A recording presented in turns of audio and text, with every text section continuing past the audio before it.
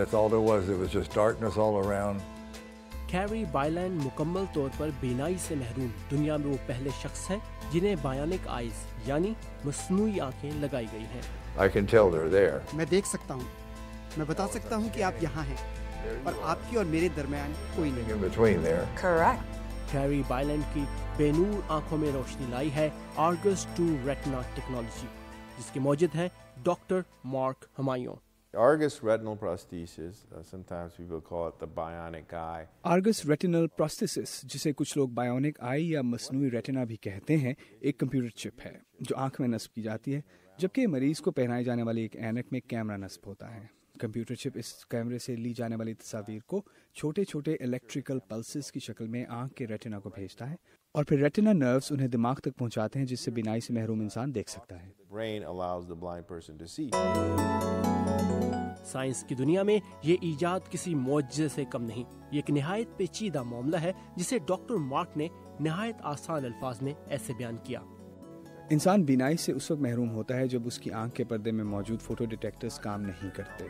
इस टेक्नोलॉजी के जरिए कैमरे से मिलने वाली तस्वीर को आंख में नस्ब चिप में वायरलेस टेक्नोलॉजी के जरिए पहुंचाया जाता है और आंख के मुर्दा पर्दे में बाकी रह जाने वाले खुलिए तस्वीर को इंसानी दिमाग तक पहुंचाते हैं।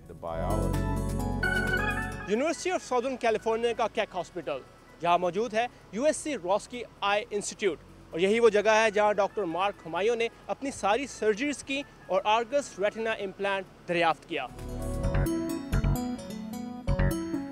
डॉक्टर मार्क हमायूं ने एक माहिर अमराज़ चश्म के तौर पर इस टेक्नोलॉजी पर 30 साल तक रिसर्च की है और उनकी मेहनत और कामयाब रिसर्च को देखते हुए साल 2016 में अमेरिकी सदर बराक ओबामा ने डॉक्टर मार्क हमायूं को national medal of technology and innovation से नवाजा। ये अमेरिका में साइंस और टेक्नोलॉजी के ज़िम्रे में दिया जाने वाला आला तरीन एजाज़ है और ऐसे लोगों को दिया जाता है जिन्होंने साइंस की दुनिया में कोई ऐसा कारनामा सर अंजाम दिया हो जिससे लोगों की जिंदगियों में बेहतरी लाने में मदद मिली हो।